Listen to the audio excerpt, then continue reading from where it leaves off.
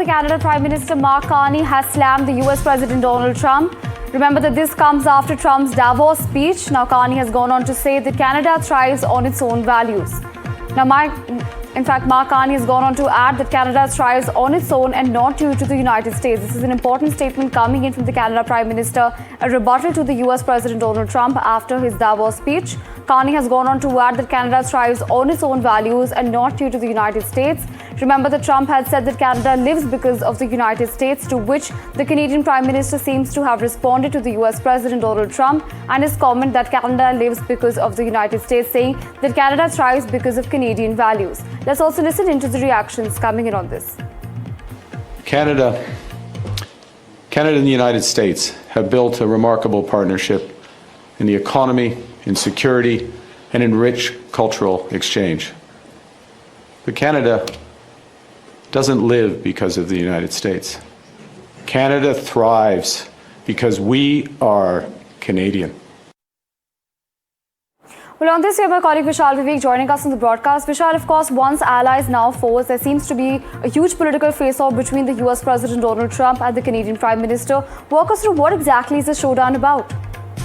See, this is a clear public spat going on. A few days ago, Mark Carney had given a speech at the Davos summit, during which he had clearly mentioned that US hegemony was one of the biggest reasons why there's rupture in the world. There's such a big transition going on in the world, to which Donald Trump had replied yesterday and said that, Mark, listen, you don't have to give this kind of statements. That's exactly those words that US President had given yesterday. And now Mark Carney has come back and given this statement once again, and he's clearly stated that the Canadian regime is not dependent on US. That's a huge statement, because US is Canada's biggest trade partner.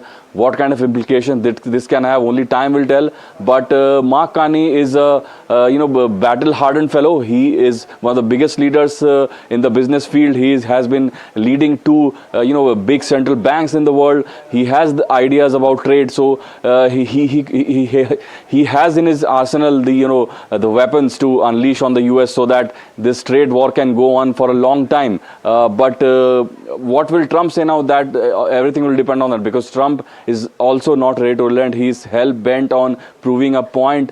He's sort of had a defeat at the Davos summit because he had to step back from the hard Greenland stand. So whether or not he goes on to strike Canada, goes on to have some more tariffs imposed on Canada, that all remains to be seen.